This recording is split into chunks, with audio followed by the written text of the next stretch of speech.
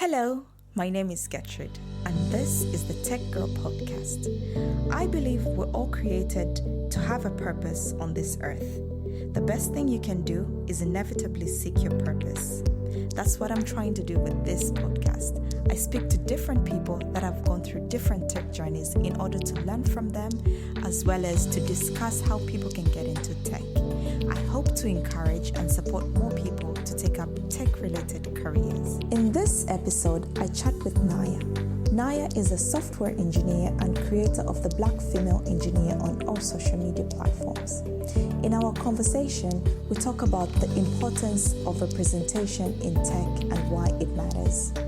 We also talk about navigating your first role as a software engineer, software developer, or working in tech, especially when you come from a non-traditional or computer science background.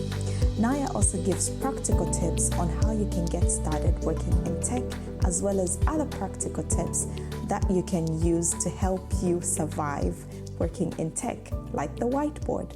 Let's get into the conversation.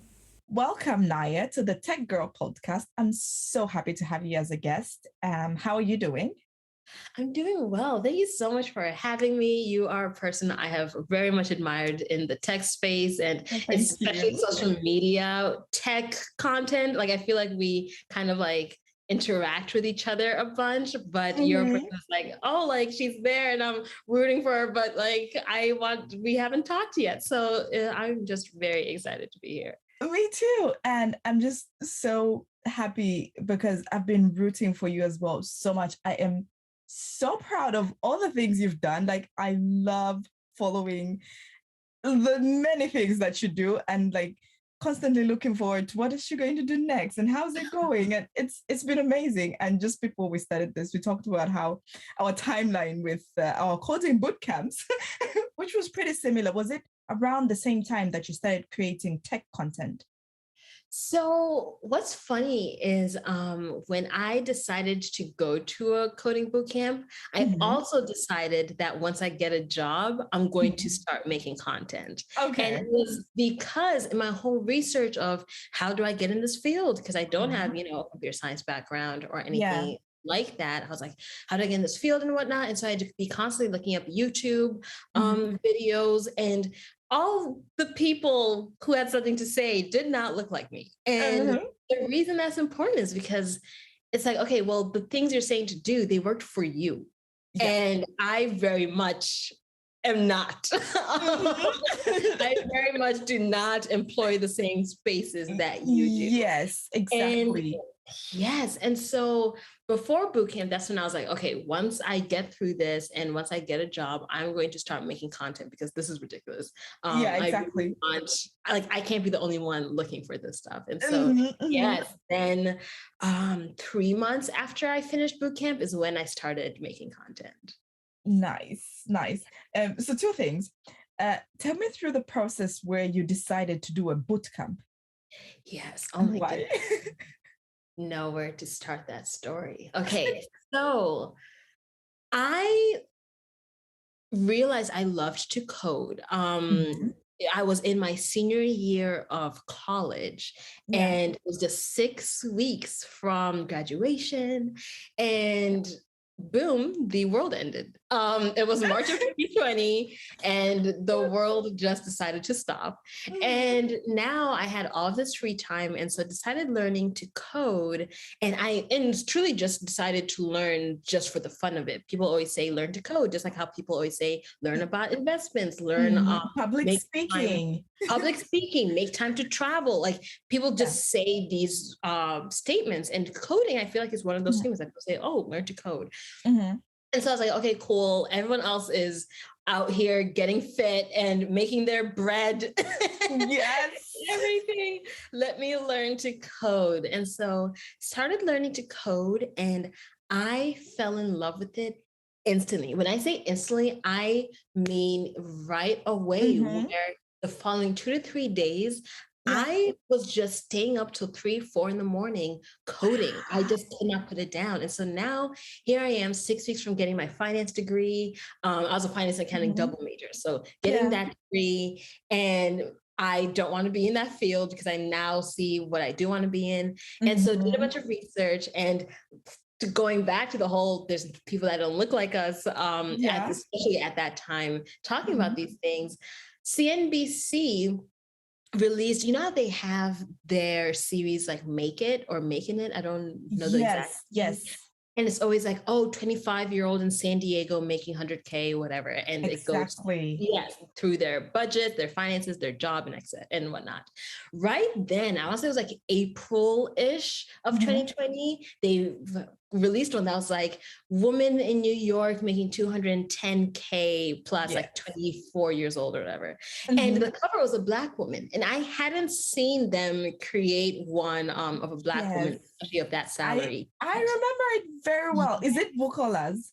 Yes. Yes. And so I clicked it. I now know it was Bucola, but she talked about how she's a software engineer, but Mm-hmm. doesn't have a computer science degree. Yeah. And so went into all the things she did to get there. And one of the things she mentioned, she didn't do a boot camp, but she mentioned boot camps as one of the options people can take, one of the routes people can take.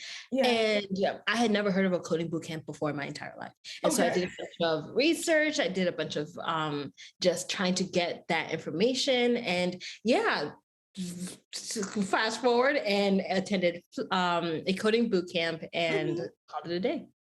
Oh, that's so nice. That Yeah. is so good. And it's really interesting because she's also one of the people that kept me going during my boot camp because Yes. I started and then, like you were saying, trying to find how can I do this? How can I do that? And it was always people that never looked like me until I stumbled upon her. And it just helped me every time. I felt like I cannot do this because there were so many times during that time when it was like, I can't do this. No, exactly. It's something I've talked about before because so in my boot camp, one of the instructors was a Black male.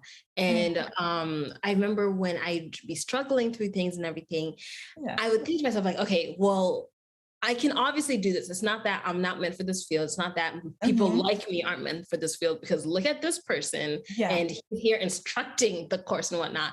And so I feel like some people don't understand why representation is so important. And truly that's why. It's because you have proof that people with your same background can succeed and flourish in this environment. So why not you? You know? Exactly. And this is something that growing up, I would always hear, which I really hated with like my parents and stuff when there's someone that's performing better than you, because my parents always expect me to be like like to get the top grades. If I'm not getting the top grades, I have to be in top 3.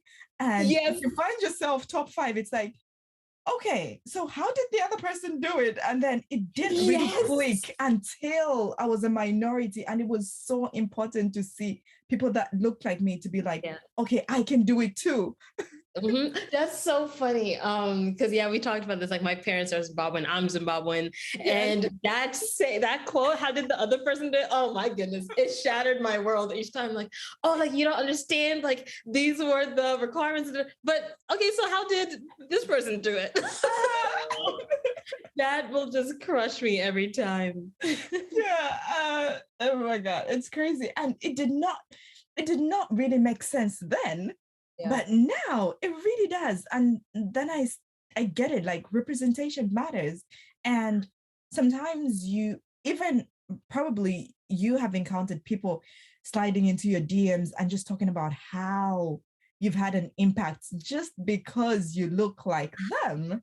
It's crazy to me though. Like it's truly, I don't know. I don't know what it is. Maybe this is a conversation between me and my therapist. I don't know.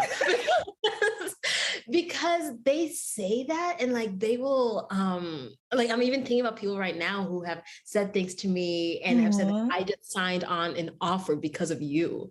I've been following you for the last like 2 years, XYZ, and like now I got my job. And I just like look at it and like I think there's like a wall up or something where I hear their words and I'm like, oh my gosh, thank you. That's so kind. But it doesn't really seep in. Like, I think it's just like too big for me to truly make it make sense. Like, what do you mean? Like, and it's funny because like you said, like we looked at Bucola and like, she's someone that I would want to say like, yo, like truly, this, I would not be here if I hadn't seen that video of yours and like watched your videos and followed you and everything. Mm-hmm. But when you're the person receiving that, I don't know. I need to figure that out. But I'm always so grateful for people reaching out.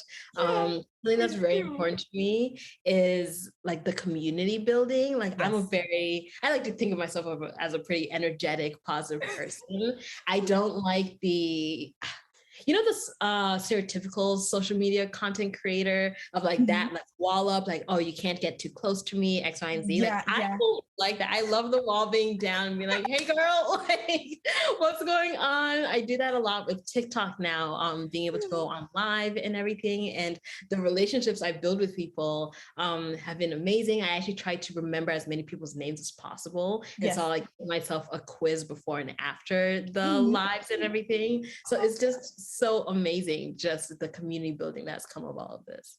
Yeah, I mean, I cannot add more to it because it's truly amazing. And just to think that this is social media, like 10 years ago, who would have thought that you would have friends and people that know you from like places you've never even heard of before? It's like, and it's like you said, like friends, like, yeah, just like me and my 10,000 closest friends. Yeah. Like it's so funny. And a lot of times like now I see myself interacting more with followers through lives and things like that Mhm. than a lot of other people, because like while I'm getting ready for things, I'll go on a live and like talk things out or talk about like just Yeah. the doesn't have to be tech content, but I've talked about like some dating experiences I've had. I talked about this I should problem. get on TikTok. I need to hear those. Yes, talking about the issues I was experiencing with works, like some admin issues, and it Mhm. was crazy. I actually just did that about 2 weeks ago. I was like, "Yeah, this is the problem I'm having. I don't know what to do," and they helped me like get a solution. Like they literally did this research like in the background, and then created like a Bitly. Like this one follower created a Wow. Bitly and Yeah. sent it to me. It was like, "Hey, I found all this information for you. Tell them X, Y, and Z, and like use this as like a That's resource." I was like, so "What?" And so I made a joke, but it's truly not a joke. I was like, every problem I have now, I'm coming to you guys. Yes. All to And say it's that like yeah, it's and it's crazy. amazing that it's two-way, you know? Yes, it's truly insane how much social media now plays in my life, especially as like a software engineer, but also this like weird space of like also a content creator. Like those things don't really go together, but also the making sure that we all are uplifting each other up. Yes. Like in my lives, people will be like, I just got a job, or I just got an interview, or I just graduated from boot camp. Mhm. Everyone in the comments will be like, congrats, man. Yes, rooting for you, and it's Yes. so amazing. Yeah. So what does a typical day look like for you? Oof, oh my goodness. Do I'm you like looking even do up. you even have a typical day? I kind of do. I'm looking up at my whiteboard because I have like everyday sectioned Yes, out. Like everything. and let me just say you're a whiteboard advocate. I love it. I love it. I need to somehow like maybe I'll make a product like a whiteboard or something, because I'm like I just advertise whiteboards like my income depends on it.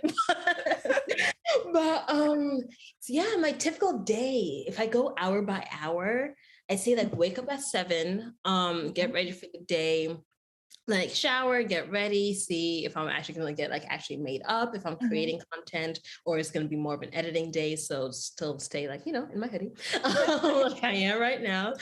And from around 7:30 to 9 is when I do my content focused items. And Mhm. so I go over DMs. I go over like my newsletter items. I go over my TikTok and either film TikToks or stage for Instagram reels and whatnot, because Yeah.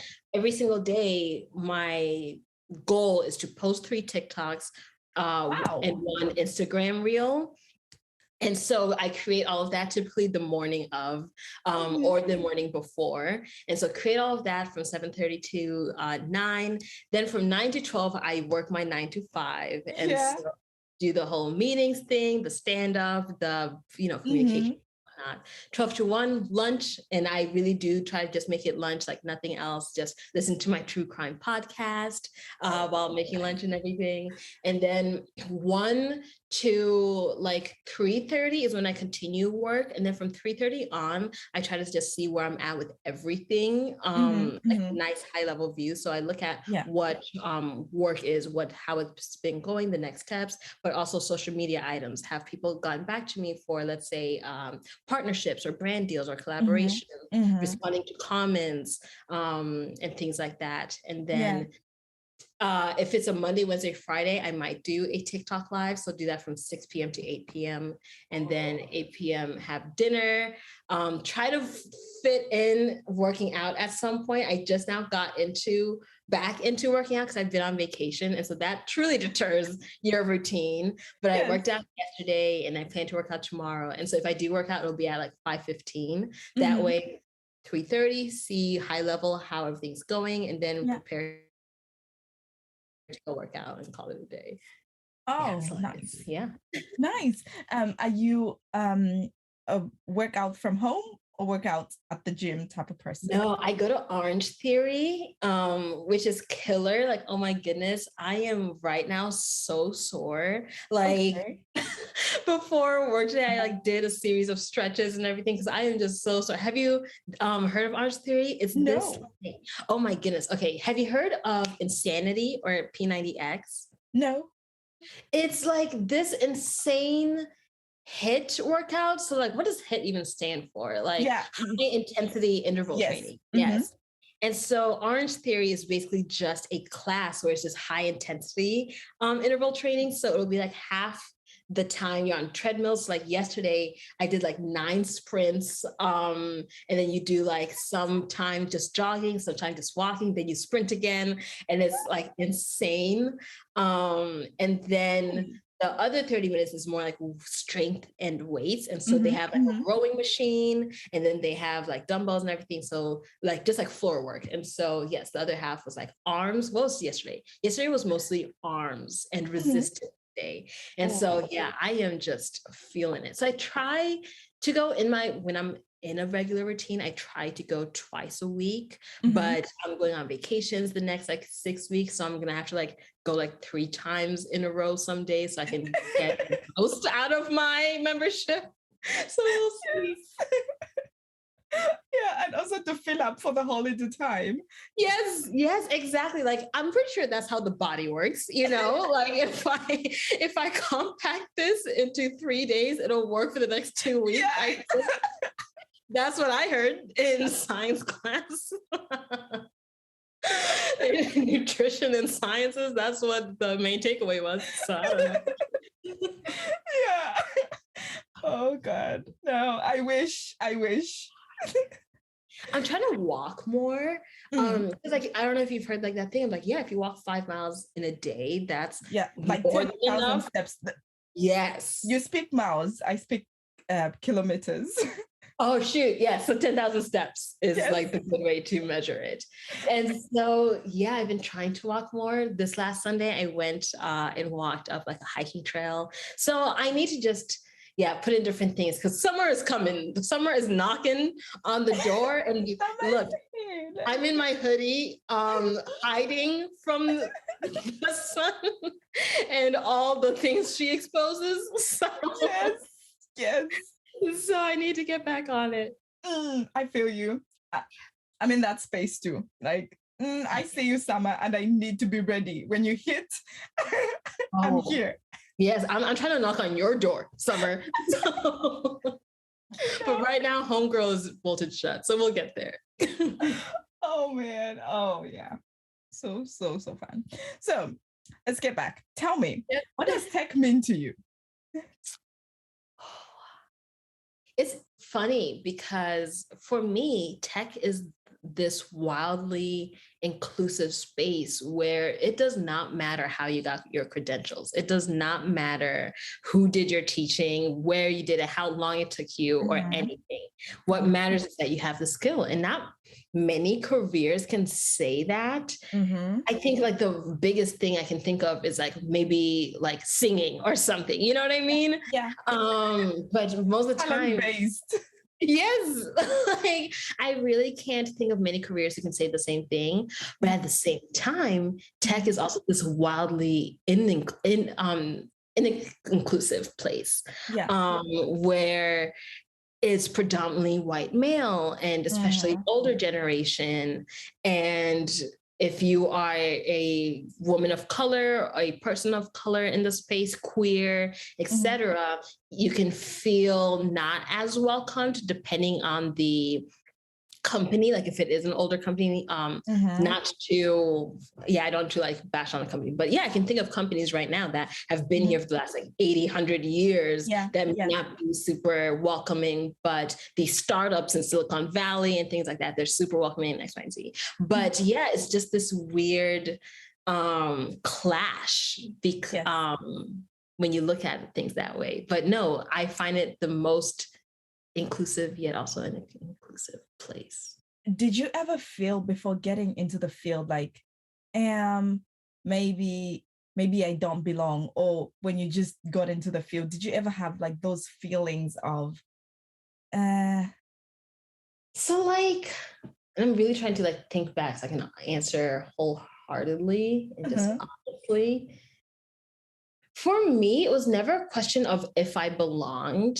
It was a question of if other people realized it too. Okay. Yeah.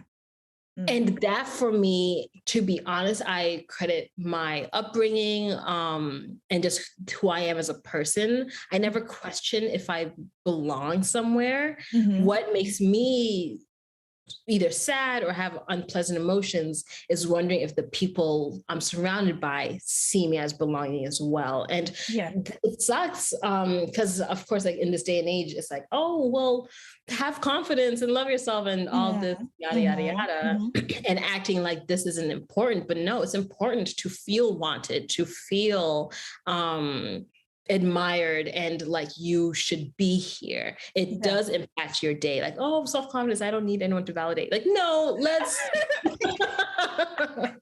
let's step back. Like, validation is nice. Yeah, exactly. It gives the extra boost. Yes. And not even the extra boost, but shoot, being welcomed in a place in general, it just gives you what you need to do your job. And so for me, that was always the back of the mind fear, especially for me, it wasn't necessarily coming from a Black woman perspective, because I've always found a way to like make it a reason to have me on, because I provide a perspective that the rest of the team can't in Y and Z. So making it a value add. But for me, it was the not having a computer science degree part, which I was like afraid of, like, shoot, is this a dumb question? Like somebody who has a degree, they wouldn't be able to answer, or they wouldn't have had this question at all. And whatnot. So that constantly is what's in the back of my head. Like, shoot, how do they see me? Yeah. That's really a good point, because for me, I do think about like what, like, do they see me? But I try not to think about that, because I will just end up seeing all the things that make me believe that they don't see me. But I definitely also like to feel validated, because it really, really helps, right? And when you're working as a team, you need to feel that people value your contribution to the team. Yes. Exactly. I was like, why am I here? Like, I guess to get the paycheck, but like, I can get that from somewhere else as a software engineer. Like, I can open my LinkedIn and see the 7 recruiters who want me to another team. You know what I mean? Yeah. And on that subject, you have a very interesting social media name. the Black female engineer. Yes. How did you come to that?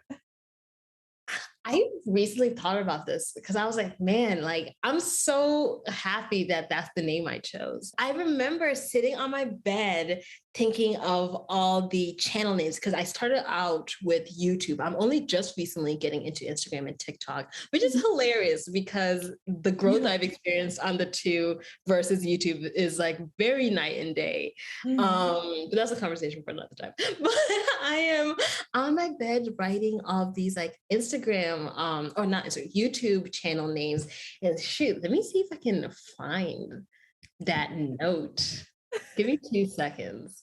Because I'm like, I knew I wanted the channel name to be something. I didn't want it to be Naya because, like, at 0 subscribers, who's Naya and like, why should we care? I wanted a name that gave you right away what you were getting from me.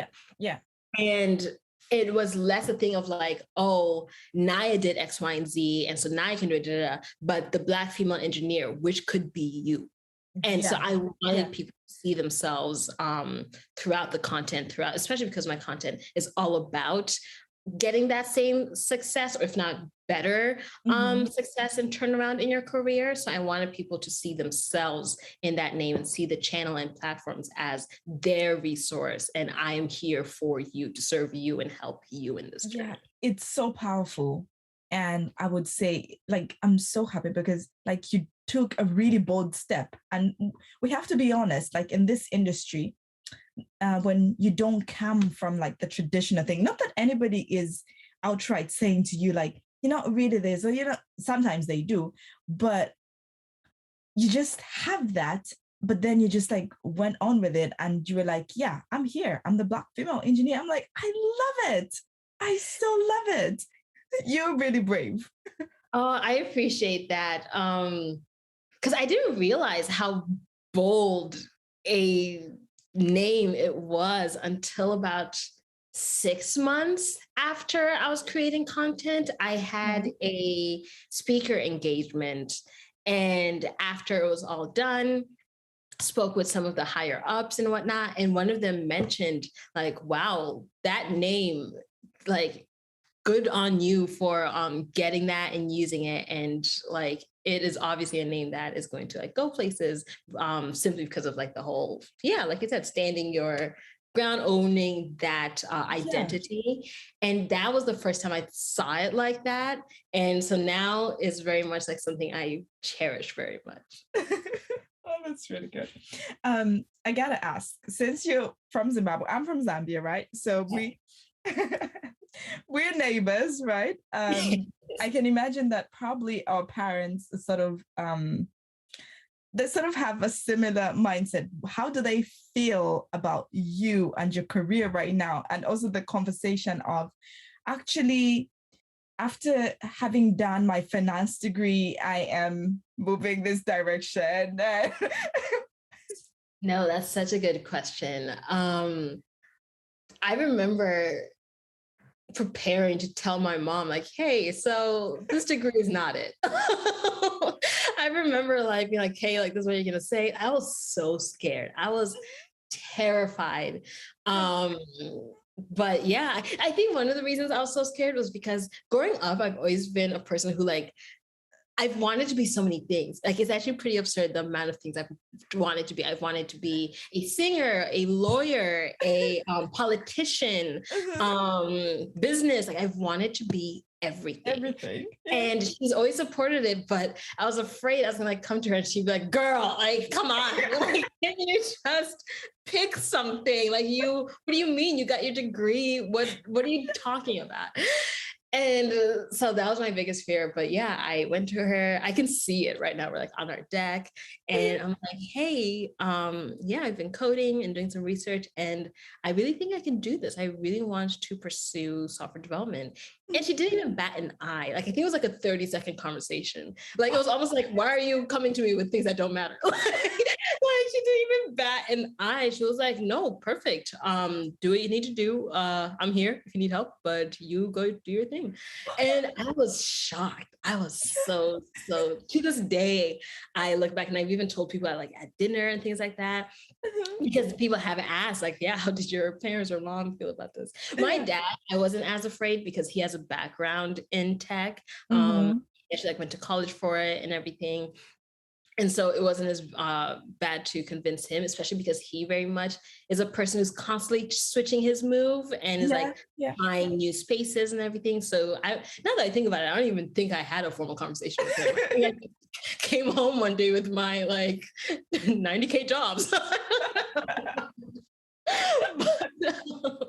but yeah, knowing that I had that support and I had somebody who saw this goal of mine as so easily because of who I am as a person, no, this is gonna happen. So now I was like, okay, cool, now I have to make it happen. I have to make it true because I told my family about it. Yeah, so exactly. Yeah. Now it's real. Now it's real. I don't think that's a hack I have of do you want to do something? Tell your parents, because now you especially Zimbabwean parents, African parents, now you have to do it. So, yes, because they're going to be like, hello. Yes. So that thing. Yes. Oh, so what happened to so and so? Oh no! Oh, it's in the works. It's still cooking. So. Yeah. But I'm also very fortunate to have the parents I do who have always offered that support. No matter I said I want to be a singer or a lawyer or X, Y, and Z, they've always had no doubt it could happen. So yeah, that's really great. And at the end of the day, they're our parents and they want the best for us. So yeah. But in your journey so far, what would you say has been the most, let's start with challenging. Yes. Most challenging part of my journey? I think I'll talk about challenging as in tangible challenging, because there's the mental state challenging and then actually foot on the ground challenging. Yes. For me, the most foot on the ground challenging was the job hunt. Oh my goodness. And it wasn't even that, it was to be honest, I think I had a way better experience than many people. Yeah. But just the grueling nature of doing boot camp for your 10 hours that day, and then doing an hour to 2 hours of leak code and studying data structures and algorithms, and then reaching out to people on LinkedIn, and then actually applying to jobs, because shoot, 2 days have gone by and you haven't applied to a single job. Now you have to apply double, and making sure your resume, oh my goodness, there's so much that comes with the job hunt, where I truly and really, I don't remember if this was off camera or not, where I was saying how the brain that created this web app in a couple months, I don't know if it's the same brain I have now, because I don't think I could do it again. That's to me now, the job hunt, the brain I had and the energy and everything, and the tenacity. The tenacity, oh my goodness. If I had to do that again, oof. But it also goes to say, when you want something so bad, me, I'm the kind of person who, when I want something so bad, I remember I couldn't even watch a 30-minute episode on Netflix because I'd be doing it and I couldn't even focus because I was running through all the things that I your need to-do to list. Yes. And so now I'm not having a good time watching Netflix, so I might as well not have a good time applying to jobs, So that was for sure the most challenging, feet on the ground challenging part of my journey. And then in terms of mentally, I would say the most challenging part was my first 6 weeks on the job. I'm very proud of myself. I'm a crier, and I actually did not cry. And now that I think about it, I don't think I've ever cried for a work related thing. Okay. I have this rule of we don't cry for work and we don't cry for boys. We do not cry over those two things. And so my first 6 weeks on the job, I just felt I just did not know what I was doing. There were all these systems all of a sudden, all this jargon and all this paperwork and access rights and all of this that I had to juggle. And every time I was like, okay, like we broke through this like onboarding stuff. So now you can actually start doing things. Then I don't have access rights to X, Y, and Z. Yes. And I felt so unuseful. Like, wow, I'm just eating up their money. Like, meanwhile, I'm not even contributing in any way. So there was that part of it. But then there's also the part of, okay, I have questions, but are these questions because I'm new, or are these questions because I don't have a computer science degree? I feel you on that one. And that was so hard. But at the end of the day, it was like, okay, cool. Like whether or not what type of question it is a question you have. And you once you ask it, you will now know. Yeah. And so once I got that in my head and saying to myself, like, okay, I'm having a hard time because I don't know. In 2 weeks, in a month, in X amount of days, I will know. So that's just like, this is another learning opportunity. I would literally, and I'm saying this like with such confidence now, I would literally be at my desk holding back tears, like also whimpering to myself, like, this is a learning opportunity. You will get through this. But that mentally was the most challenging part of my entire journey. Oh my God. Yeah. I've had moments where I also always say like, this is a learning opportunity. And because you have to learn the product as well, that's a different thing. And then there's in-house libraries and in-house tools and in-house apps and and not knowing what's in-house and what's not too. You know, like I'm over here Googling for things that Google doesn't even know what I'm talking about. Girl, no. So it's like stuff like that. One time, to show you how much I was using like Google and Stack Overflow, I actually caught Stack Overflow when they were down. To show you how much I stayed on their page, they were down for like maybe 12 minutes one day. Oh my goodness. I lost. That was the end. It was the end. I was like, oh my gosh, do I quit now? Like, what happens if it never comes? I never do my job. They are messing with people's careers. Like, how am I gonna explain this? So it's so funny. I actually made a joke recently where I was like, I'm like in a meeting, they're like, hey, Naya, share your screen. And immediately I have to start deleting all the Stack Overflow tabs that I have open. Just so close. I know, like how to like print an if statement, like out. Oh, how to center a div, like it's just all these. Oh my goodness, yeah, it's hilarious. Yeah, it's so hilarious, and it's just so funny because everyone else does the same thing. And I feel like no one, like I'm learning that now being in the content space, but I feel like if I wasn't, I wouldn't realize that because no one says it, you know? Yeah, so you just end up feeling like I'm the only one, but no. No. So yeah, if you're watching this, you're listening to this, and you do not have a community of developers and whatnot, please know this is very, very normal. Everyone is kind of, it's like that terrible, what's the word? Basically that terrible situation where nobody's talking about it because nobody talks about it. So you continue not talking about it. Exactly. It is like that. Yeah. And so we all know. It's like we all know, but we don't talk about it. Yes. So it's like, but that's the thing though, like I don't think I would know if I wasn't surrounded by these community of developers like on social media. I don't think I would know. I think it really would just be like me crying, thinking that I was exactly feeling like you're the only person that doesn't know. And yeah. So no, this was hard, but no. So after your coding bootcamp, has this been your first role? Yes. Yes and no. This has been my first full-time permanent role, I think is the better thing to say. So I did some like internships, I did some contract work and whatnot. Because the thing is, I finished my boot camp October of 2020, got this offer end of October 2020, but it wasn't going to start until the following summer, so August of 2021.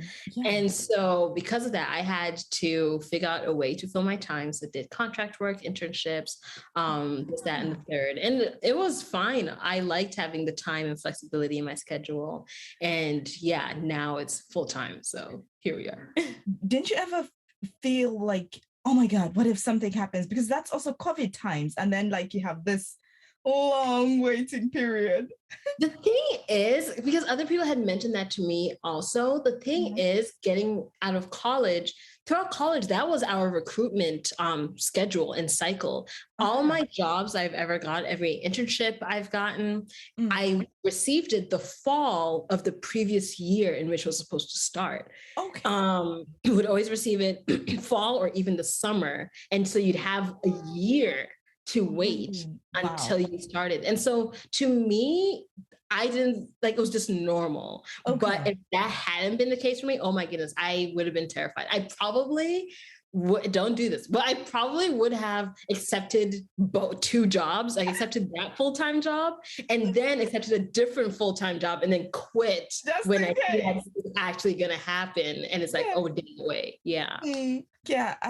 Because with my current role as well, I had a little bit of a wet period, even though I was switching because I was already in a different role and then moving in. I don't know. Sometimes I would just wake up at night because as well, it felt too good to be true, right? And then I would wake up and I'm like, oh my God, what if I never really did have a contract? I'm like, but you have been through all these many interviews.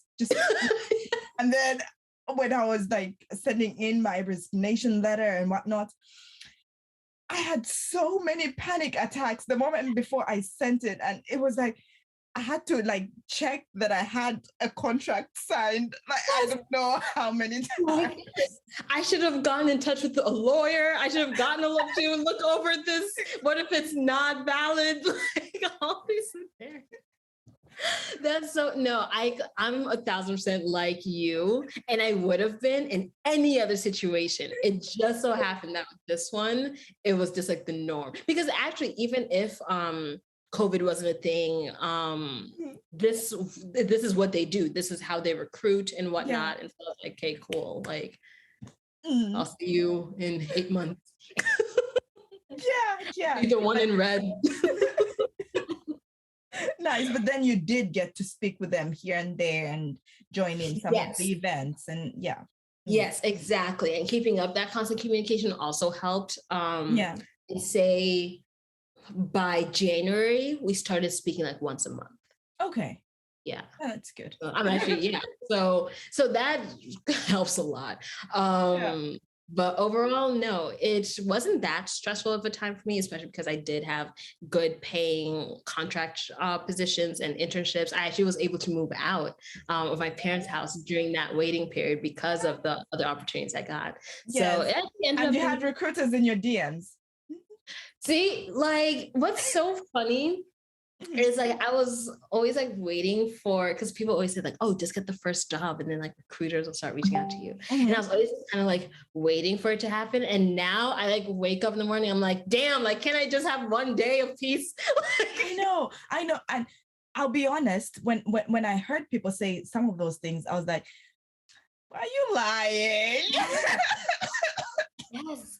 Like, and now here I am being like, I'm sorry, like for Forbes 10 company, I don't have the bandwidth right now to like discuss X, Y, and Z, but I look forward to something in the future. Like, and isn't it a confidence booster to like have to reject people?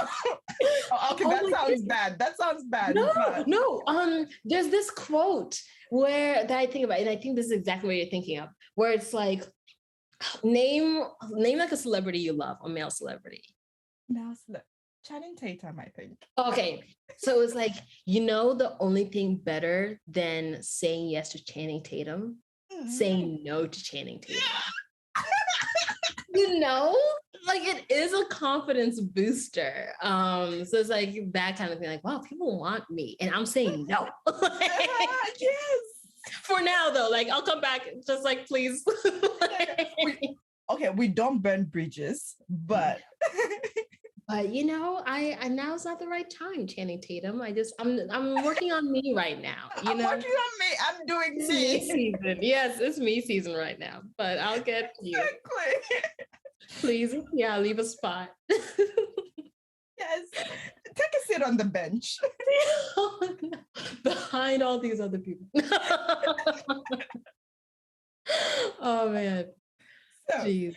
what are some of the practical tools that you use every day? Ooh, my whiteboard. 1,000%. 100. Love my whiteboard. I use my Post-its. Yes. When my whiteboard is full. Wait, is that what you mean by practical, like the tangible tools? Yes. Yes. Yeah.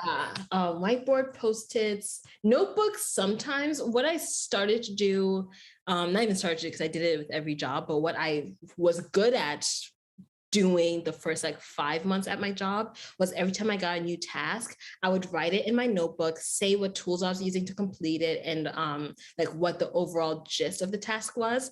I do this because it's really great for updating your resume when you have your list of the projects you've worked on and things like that. Like I feel like we as humans, we don't think of like what we work on as like anything big. It's like, oh, I just did this, or oh, I just fixed this, or put on this feature or whatnot. But then when you have like a notebook of it and even like show someone else, it's like you did all this. Yeah. It's insane. And I feel like that's a big thing that can impact the resume building, because like you think like, oh, I wasn't really that important, X, Y, and Z. But then when you have this notebook telling you otherwise, it helps so much. So yeah, my little notebook. Yes. And on that as well, also the conversations, when you have to talk about the money. Yes, that's such a good point. Yeah, that comes in handy. No, exactly.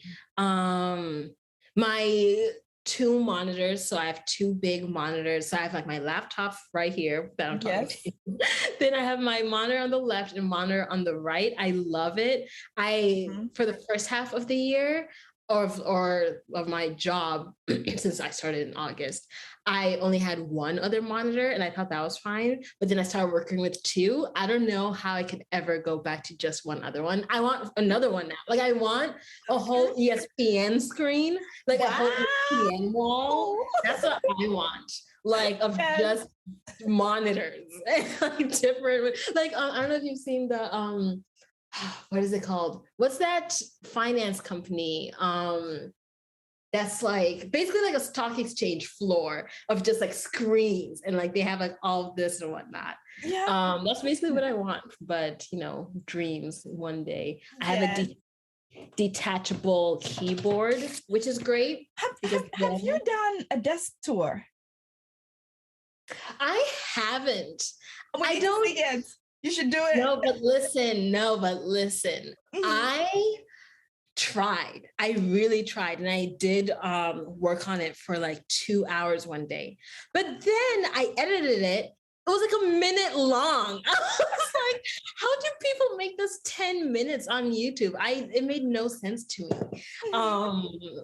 And you know what? I will get you a desk tour. Maybe because I'm moving like in end of July. So when I move, probably then that way, like everything is torn down anyway, and I have to build it back up. Yeah. So I think that's what I'll do. But yeah, a nice detachable keyboard is phenomenal because then I can be rolling around my room and still just like editing stuff. Same with a detachable mouse. Perfect. Yeah, these are my most like essential things. Oh, and a standing desk, of course, in general. Of course. Now that I say that, when was the last time I stood on this desk? Didn't your tracker remind you? Shoot, I should do that. Usually what happens is like around like 1 p.m., 2 p.m. when I was still good at standing, that's when I would use it because then I like put up some pump up music. So I'd be like dancing while coding and everything. But I haven't done that in a while now. Oh my goodness. Yes, I'll do that today. You should. Yes. And then I have like so nice. You do have a flower on your desk. I have flowers. Yeah. I think like fresh flowers. Yeah. Oh, nice. I think they're very important to have. I think it's nice to have a living thing. This is the first time I've had flowers before on my desk. What I'll have, here it is. I'll have like plants, like cactus plants or like desert plants. So this is heck. I love it. Like Yes. But I think it's important to have like a living thing to remind you that you are also a living thing and it's just a job. And you have to take care of. Exactly. Yeah. Yeah. It's been so nice chatting to you. Like, I don't even want to stop. Like, where did time go? Oh my goodness, it's been an hour. Oh my god, Yes. that's so funny. Yes. Before I let you go, I just want you to tell me, should everyone learn to code? I think everyone should try coding. Yes. I don't think it's necessary for everyone that they must learn, but I do think everyone should try. And because the best case scenario, you get that same feeling I had, like, oh my goodness, like I need this in my life. And worst case scenario, you now know a few coding concepts that you may or may not use on your job. And so I always tell people, like, go to freecodecamp.com and check out just one of their courses. You don't need to commit to anything, just commit to just like an hour and see how you like it, and let that guide you the rest of the way. That's a really good tip. Yeah, I also agree. You need to try it because the future is looking. Yes, and the like possibilities we have. Like, I'm fully remote. I don't plan to ever be not like mostly remote in the future. So it's just, it allows for the accomplishment of other goals in a way that other careers just don't. Exactly. That is so true. And it will just keep getting better, honestly. Yes, exactly. So where can people find you? Yes, people can find me pretty much anywhere at the Black Female Engineer. Instagram, the Black Female Engineer, TikTok, YouTube, theblackfemaleengineer.com. Twitter, I finally got an account. What's rough is Twitter, the Black Female Engineer, was too long for it. Yeah. And so I'll leave the Twitter out for now. But yeah, you can also go to theblackfemaleengineer.com, sign up for my newsletter. I'm everywhere. Just look it up. You will find me. And you have the best Get Into Tech course right now. Oh my goodness. Thank you so much. I'm so excited to start. Yeah, the second installment in about 2 weeks, less than 2 weeks. I am so excited, and I'm very excited to just continue bringing it. Right now I'm working on a quarterly schedule, so it's been really amazing. I would definitely have a link in the show notes or description. Yeah, and that way, if by the time of publication it's already going on, they can always sign up for, Yes, and actually thinking about your timeline, by the time of publication, the next one enrollment will probably be almost open. So bang, perfect. Make sure you have to get into that course. It's amazing, honestly. Yeah, I love it. It's been so good chatting with you, and thank you so much for coming on my podcast. And I can't wait for us to continue chatting. No, same. This was so amazing. Like, truly the highlight of my day. Like I said, I'm like, oh my goodness, it's been an hour. Like, are you gonna start the podcast at some point? Because I feel like we've just been like just catching up. Like, hey, let's get to it. It's been so nice. I've enjoyed it. Yeah. You have been listening to the Tech Girl podcast with me, Gertrude. I hope you can join me for another episode where I'll be talking to another person and going